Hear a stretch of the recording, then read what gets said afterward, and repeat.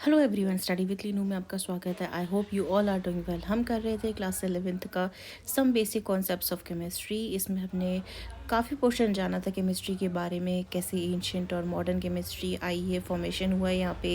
इसके बाद हमने जाना था मैटर के बारे में, मैटर की तीनों स्टेट्स के बारे में जाना था, मिक्सचर के बारे में जाना था, हमने बहुत सारी चीज़ों के बारे में जाना था, pure substances, elements, atoms, molecules. आज वहीं से कंटिन्यू करेंगे और आगे बढ़ेंगे। आज हम डिस्कस करेंगे properties of matter and their measurement. सबसे पहले आता है हमारे पास physical and chemical properties. Every substance has unique और कैरेक्टरिस्टिक प्रॉपर्टीज़। ये जो प्रॉपर्टीज़ होती हैं हम इसे डिवाइड कर सकते हैं दो कैटेगरी में। एक होता है हमारे पास फिजिकल प्रॉपर्टी, जैसे कि कलर हो गया, ओडर हो गया, melting point, boiling point, density.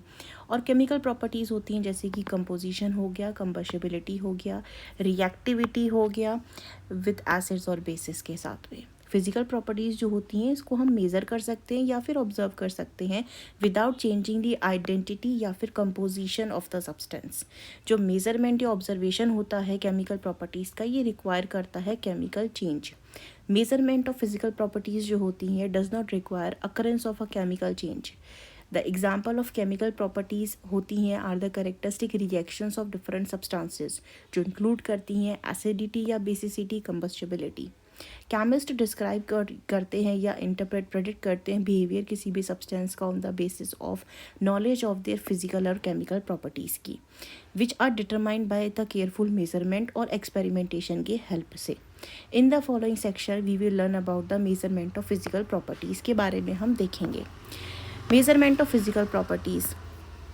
Quantitative measurement of properties is required for scientific investigation. Scientific investigation करने के लिए हमें क्या चाहिए होता है?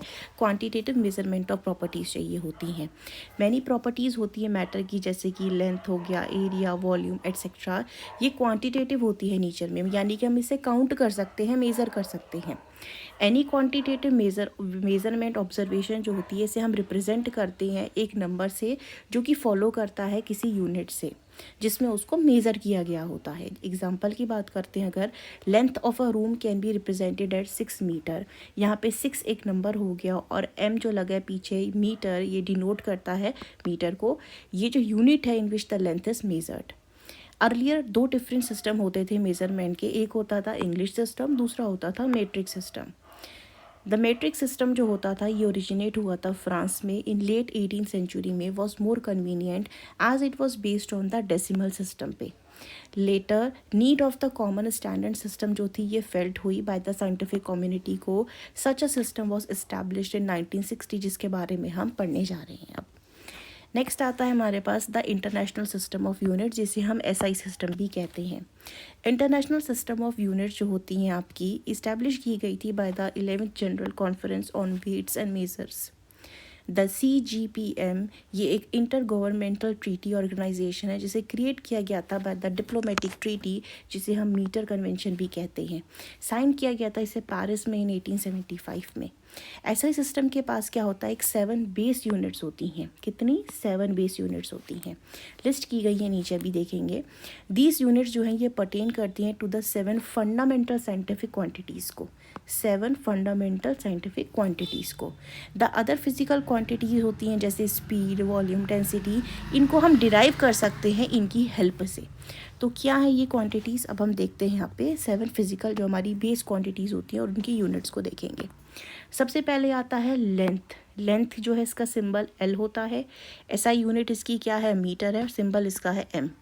नेक्स्ट इज मास, सिंबल है स्मॉल m, और SI यूनिट है किलोग्राम, सिंबल है इसका kg। टाइम, टाइम का जो सिंबल है स्मॉल t है, सेकेंड इसकी SI यूनिट है, रिप्रेजेंट करते हैं स्मॉल s से। इलेक्ट्रिक करंट जो होता है इसका सिंबल है आपका कैपिटल I, और इसकी यूनिट होती है SI एम्पेयर, सिंबल है इसका A। थर्मोडायनेमिक टेम्परेचर की बात करें तो कैपिटल T इसका सिंबल होता है थर्मोडायनेमिक टेम्परेचर का, और SI यूनिट इसकी केल्विन होती है और इसका सिंबल होता है capital K। Amount of substance जो होता है ये N होता है, और इसकी जो SI यूनिट है वो मोल है, रिप्रेजेंट करते हैं हम MOL लिख करके। ल्यूमिनस इंटेंसिटी की बात करें तो ये I होता है और इसके सबस्क्रिप्ट में दिया है V।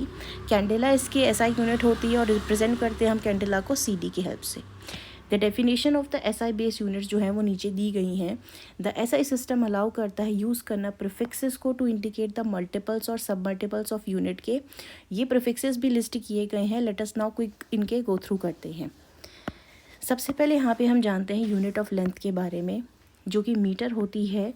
ये मीटर जो होता है is the length of the path travelled by the light in a vacuum during a time interval of 1/299792458 of a second. Unit of मास जो होता है आपका किलोग्राम होता है. किलोग्राम क्या है? Is the unit of mass. It is equal to the mass of international prototype of kilogram. Unit of time होती है second. Second is the duration of 91926317770 periods of radiation corresponding to the transition between दो hyper fine levels के of the ground state of caesium atom के. किसके? Caesium atom के.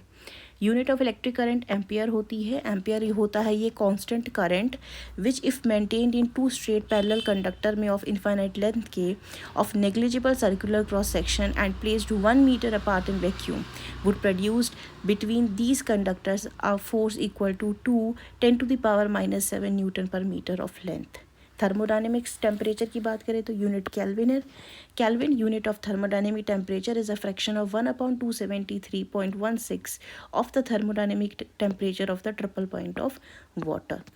Amount of substance यानी mole. The mole is the amount of the substance of a system which contains as many elementary entities as there are in atoms. 0.012 kilogram of carbon 12 यानी C12. It's symbol जो होता है MOL से represent करते हैं.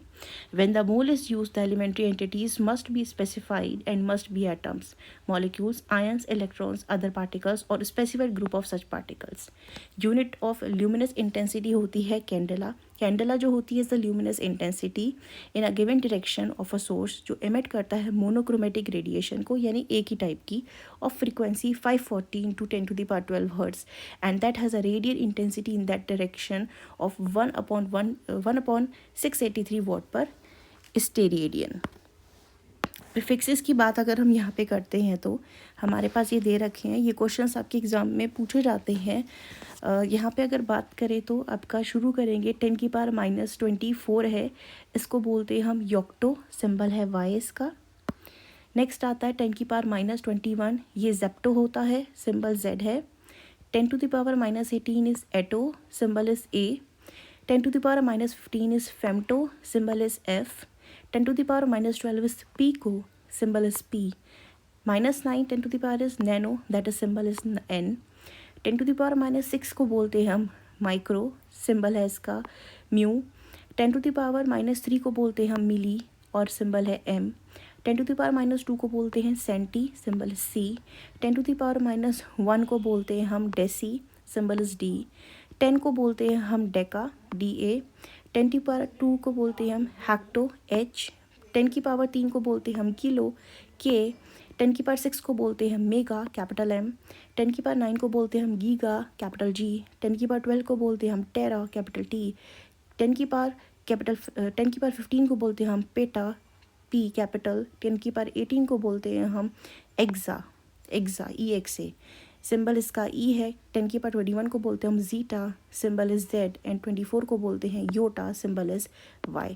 इसे आप याद कर लेंगे तो अच्छा रहेगा क्योंकि क्वेश्चन में और न्यूमेरिकल्स करने में भी इनका यूज़ होता है. नेक्स्ट आता है मास एंड वेट. मास जो होता है किसी सब्सटेंस का, ये होता है amount of matter present in it. उसमें क्या मैटर प्रेजेंट है. लेकिन जो वेट होता है, ये वेट होता है जो फोर्स एक्सर्ट करता है by the gravity on an object. Gravity के द्वारा किसी ऑब्जेक्ट पे जो फोर्स लगता है वो वेट डिटरमाइन करता है. द मास ऑफ सब्सटेंस जो होगा आप कहीं पे भी ले जाओगे वो कांस्टेंट रहता है. जबकि अगर वेट की बात करें तो वो वेरी करता है. जैसे मून पे कोई जाता है तो उसका वेट जो होता है 1/6 से लेस हो जाता है, लेकिन मास उसका सेम रहेगा. You should be careful in using these terms. The mass of a substance can be determined accurately in the lab by using analytical balance, जो यहाँ पे आगे आपको शो होगा. ये this is analytical balance. आप इसका यूज़ करके you can easily determine the mass of a substance. The SI unit of mass जो है वो आपको टेबल 1.1 में दी गई थी, किलोग्राम है. that is however its fraction name as gram 1 kg equal to होता है 1000 gram is used in laboratories due to smaller amount of the chemicals used in the chemical reaction. Next बात करते हैं, हमारा आता है वॉल्यूम। वॉल्यूम क्या होता है? Volume is the amount of space occupied by substance. एक जो सब्सटेंस होता है वो कितनी स्पेस को ऑक्यूपाई करता है उसको वॉल्यूम बोलते हैं। It is the units of length cube. So ऐसा सिस्टम में वॉल्यूम जो होती है इसे हम मीटर क्यूब बोलते हैं। But again in chemistry laboratories में स्मॉल वॉल्यूम्स को हम यूज़ करेंगे। Volume is often denoted in centimetre cube या फिर डेसीमीटर क्यूब में, यूनिट्स में। कॉमन यूनिट जो होती है लीटर होती है इसकी, जो कि एक ऐसा यूनिट नहीं है। बहुत से कंफ्यूज होते हैं कि ऐसा यूनिट है, लेकिन ऐसा नहीं है। It is use for the measurement of liquids, जैसे कि 1 लीटर होता है 1000 ml, 1000 सेंटीमीटर क्यूब होता है 1 decimetre cube. In the laboratory, the volume of liquids or the solution can be measured by the graduated cylinder, burette या pipette। जैसे ये दे रखे हैं आपके, ये burette है, ये pipette है, ये graduated cylinder है, ये volumetric flask है। यहाँ पे proper measurement labeling दे रखी है जिससे आप helpful कर सकते हैं, यूज़ कर सकते हैं। ये volumetric flask होते हैं जो यूज़ किए जाते हैं वॉल्यूम ऑफ सोल्यूशन प्रिपेयर करने के लिए। नेक्स्ट आता है यहाँ पे डेंसिटी। डेंसिटी क्या है? दो प्रॉपर्टीज़ मास और वॉल्यूम डिस्कस करते हैं। डेंसिटी होता है mass upon volume. Density of a substance is amount of mass per unit volume में जो प्रेजेंट होता है। ऐसा यूनिट ऑफ डेंसिटी को हम कैसे कैलकुलेट कर सकते हैं? मास के आपके पास क्या होता है? किलोग्राम। वॉल्यूम क्या होती है? मीटर क्यूब होती है। तो डेंसिटी को हम कैसे लिख सकते हैं? KG metre cube. ये नेगेटिव में लिख सकते हैं ऐसे, क्योंकि ये नीचे से जब ऊपर चला जाता है नेगेटिव में आ जाता है। This unit is quite large and a chemist often express density in centimetre cube. Unit बड़ी है, इस करके हम सेंटीमीटर क्यूब में यूज़ करते हैं, छोटे यूनिट्स का यूज़ करते हैं। Where mass is expressed in gram and volume express in centimetre cube में। डेंसिटी ऑफ अ सब्सटेंस बताता है about closely its particles are packed, कितने क्लोज पैक्ड हैं। अगर डेंसिटी ज़्यादा है इसका मतलब ये हुआ है आपका कि जो पार्टिकल्स है उसके वो बहुत क्लोजली और बहुत डेंस तरीके से पैक्ड हो रखे हैं। नेक्स्ट आता है हमारे पास temperature.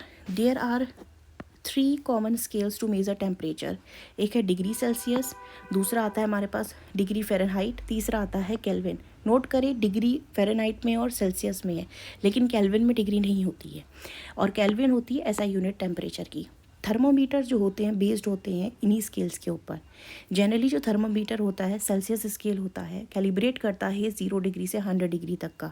Where as these 2 temperatures are freezing point and boiling point of water. ये आपका फ्रीजिंग पॉइंट है, ये बॉइलिंग पॉइंट है वाटर का। द फ़ारेनहाइट स्केल रिप्रेजेंट करता है 32 डिग्री से 212 डिग्री तक का।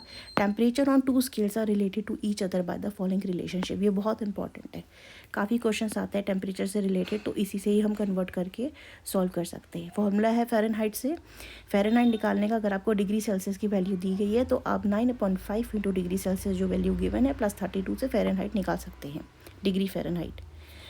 ये जो केल्विन स्केल होता है ये रिलेट करता है सेल्सियस स्केल से इस कंडीशन के द्वारा। दिस इज़ द कंडीशन, इसके हेल्प से आप केल्विन की वैल्यू भी निकाल सकते हैं। It is interesting to note that temperature below 0 degree Celsius जो होता है वो नेगेटिव वैल्यू शो करता है, are possible in the Celsius के स्केल, लेकिन ये केल्विन स्केल में नेगेटिव टेम्परेचर जो है आपका पॉसिबल नहीं है। अब यहाँ पे देख सकते हैं ये मेजरमेंट केल्विन स्केल सेल्सियस का और ये फ़ारेनहाइट का। ये टेम्परेचर जो थर्मोमीटर होता है इनका यूज़ होता है डिफरेंट टेम्परेचर स्केल्स को जानने के लिए। तो ये था आज का हमारा डिस्कशन जो हमने आज करा है about the physical and chemical properties के बारे में। इसके बाद हमने मेज़रमेंट जाना, फिज़िकल प्रॉपर्टीज़ का ऐसा यूनिट के बारे में जाना, 7 बेस यूनिट्स के बारे में जाना, एंड इसके बाद प्रीफिक्सेस का यूज़ जाना जो ऐसा सिस्टम में यूज़ होता है आपका, मास वॉल्यूम के बारे में जाना। आई होप ये वीडियो आपको पसंद आया होगा। If you like this video informative, do like, share and subscribe our channel. You can join our Telegram channel Study with Linu, and you can get the PDF of this video that to be completely free and NCERT based. Thank you for watching this video.